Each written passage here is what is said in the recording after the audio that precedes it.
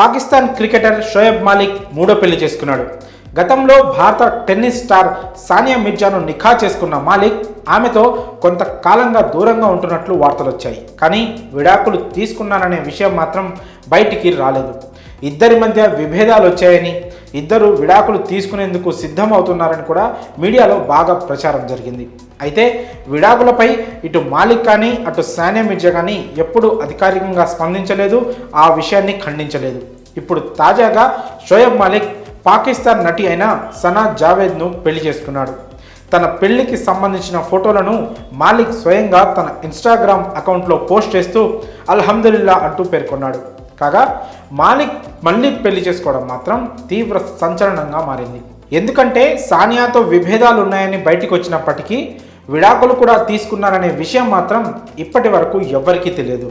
అయితే ఇప్పటికీ వాళ్ళిద్దరూ విడాకులు తీసుకున్నారా లేదా అనే విషయంపై ఇంకా స్పష్టత లేదు. ఒకవేళ ఇస్లాం ప్రకారం విడాకులు తీసుకున్నారా, లేక గుట్టుచప్పుడు కాకుండా కోర్టు ద్వారానే విడాకులు తీసుకున్నారా?